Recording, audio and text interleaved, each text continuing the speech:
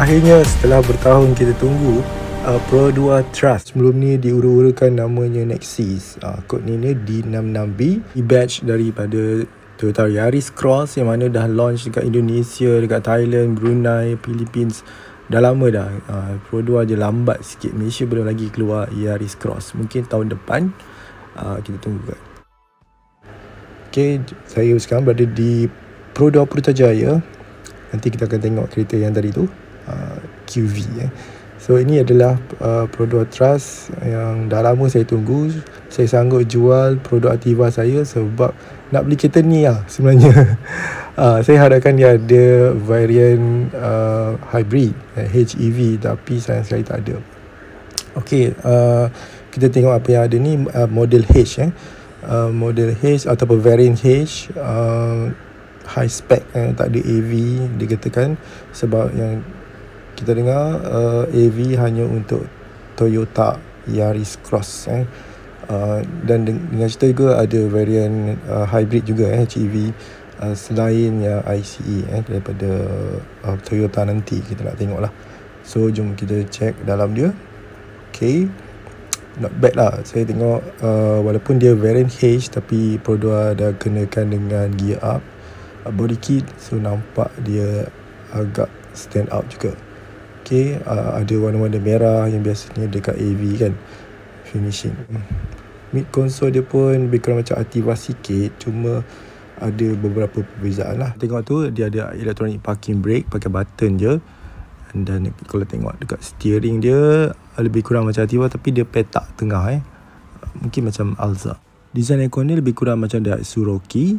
Meter cluster semi digital macam Myvi jenis ketiga.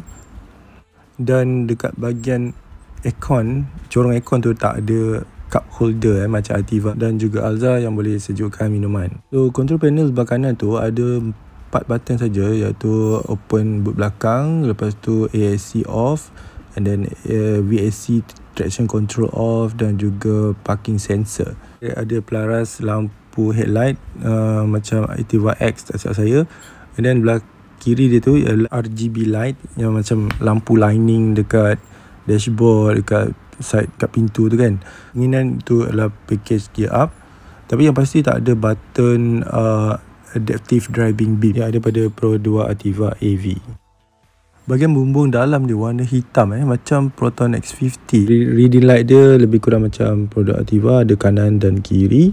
Kemudian sun visor dia ada lampu kalau anda selak tak tengok cermin tu, dia akan auto hidup lampu macam Toyota Prius saya lebih kurang.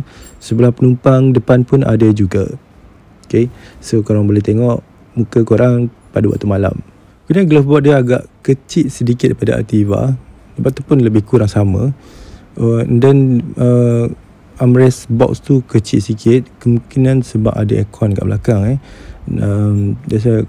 tapi kat tengah tu ada cup holder 2 yang smart juga. Trust variant H ni dia ada dashcam, tapi dashcam dia lebih kurang macam Ativa je, depan saja, belakang tak ada. Lepas tu kat bawah gear console ni tak ada kompartmen dekat lutut kiri korang. Button-button untuk ACC, Adaptive Cruise Control memang tak ada, tapi dia ada button untuk kamera 360. Dia masih ada lagi auto headlight, maknanya kalau gelap dia akan auto on lampu tu. Dan seat adjustment dia manual macam Pro 2 Ativa juga, dia boleh tarik macam tu. Tak pasti sama ada dia ada blind spot monitor, tapi saya nampak macam ada LED dekat side mirror. Okay, Pro 2 Trust ni yang bestnya dia ada telescopic adjustment untuk steering. Sebelum ni kan Ativa tak ada, Alza tak ada, yang ni ada for the first time. Lock dekat sini, start kat sini. Ini yang boleh wireless charging, tapi gear up 2 terlebih yang tambah. Kompartmen sebelah lutut penumpang depan ada sikit lah, kecil sikit daripada Ativa. Cup holder pada depan ni dia boleh adjust lah, convertible kalau tak nak letak air, nak letak barang boleh juga. So korang boleh turunkan pemegang air tu atau pemegang cup. Saya request sales advisor Pro 2 ni untuk onkan head unit ni nak tengok sama ada Apple CarPlay atau tidak lah. Sebab dia kata tak ada, saya rasa ada. So kita tengok. Okay, interface lebih kurang macam Ativa. Okay, ada Android Auto dan juga Apple CarPlay sebenarnya. So kita kena connect dulu lah, boleh beli gunakan features dalam Apple CarPlay tu. Okay, so maknanya ada satu features yang baru juga lah yang Ativa tak ada. Alza dah. Power mode, eco mode. Ni 360 sini. Ni tengok 360 ni. Ini leather seat ni tambah ni. Asalnya fabric. Sebenarnya ni gear up. Ni gear up. Speaker 6 Speaker ada 6. Ada kebasan soft touch sikit dekat dashboard yang ada piano black, ada warna merah tu. Okay, jom kita tengok engine dia pula macam mana Songket. Ini ada cover.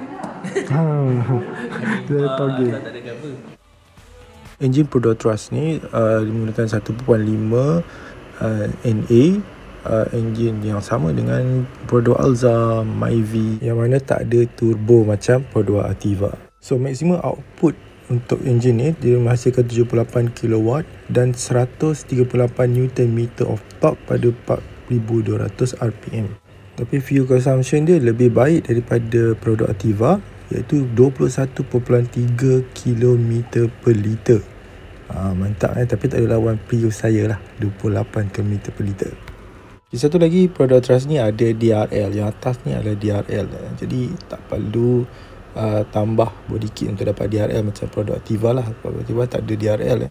Lamp dia full LED, dia punya fog lamp dia pun LED, lampu belakang pun LED dalam Trust ni. Dari safety ASA dia agak kurang sedikit daripada Ativa. Dia tak ada adaptive driving beam, tak ada adaptive cruise control, lane keep assist, lane keep control tak ada. Cuma dia menang sikit dekat parking assist, dia ada 360 camera, blind spot semua dia ada.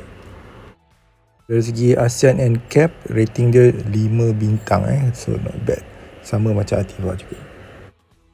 So dari segi warna ada 5 jenis warna yang anda boleh pilih, iaitu Cranberry Red, yang ni macam Mazda lah.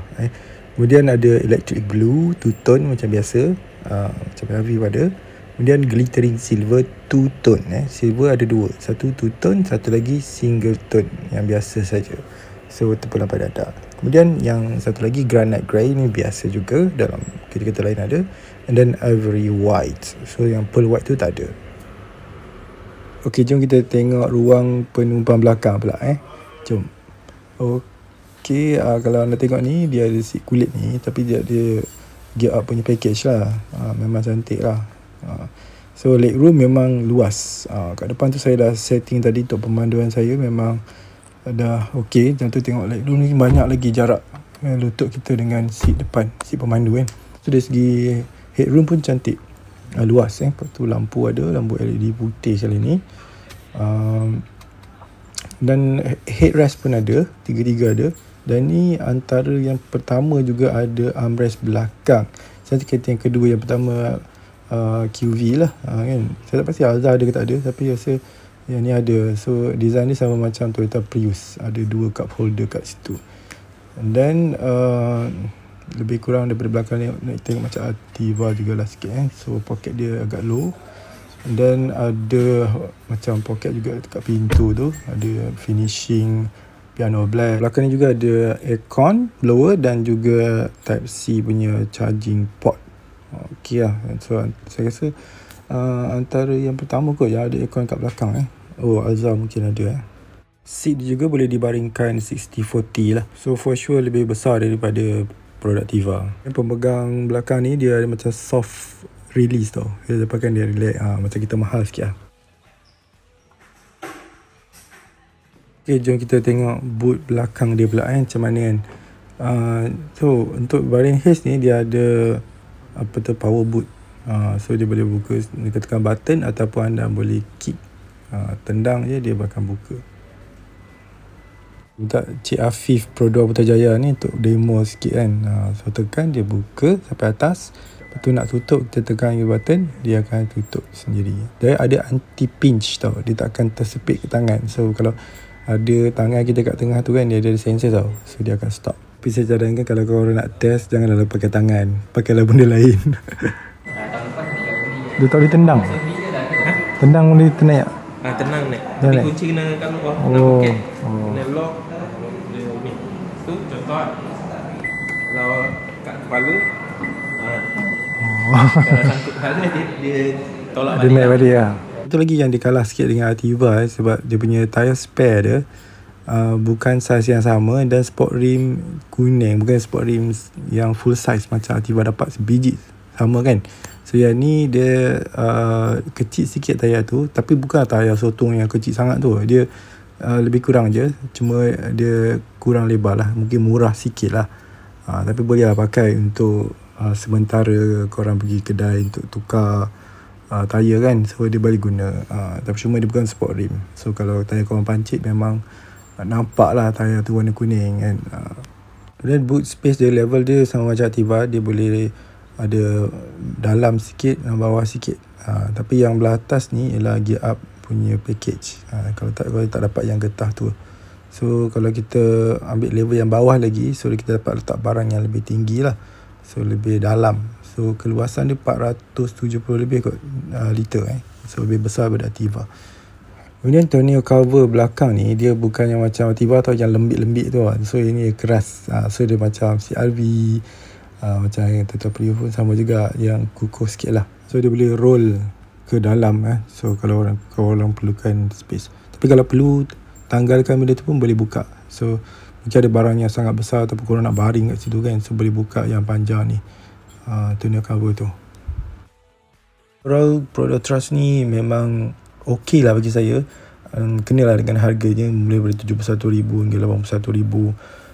Ada gear up, ada feature yang lebih baik dan ada yang kurang juga, sebab nak bagi harga tu kekal bawah 100,000 kan, tak terlalu mahal. Bagi saya okey, cuma saya nak tunggu yang ni yang Toyota Cross HEV ni, hopefully dia akan release. Sebab saya dah suka dengan sistem hybrid yang sangat-sangat menjimatkan. Buat masa ni saya masih belum boleh accept EV lagi, sebab saya tak mahu range anxiety tu, sebab saya kerap jalan long distance, drive long distance, bukan hanya di bandar saja. Walaupun saya nak ucapkan tahniah kepada Pro 2 dengan pelancaran QV ini. Memang cantik design dia, memang salute. Design memang lawa.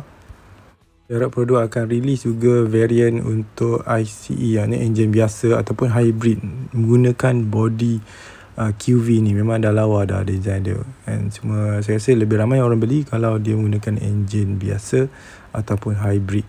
InsyaAllah video akan datang saya akan buat review tentang QV daripada perspektif saya. Terima kasih kerana menonton. Assalamualaikum dan salam sejahtera.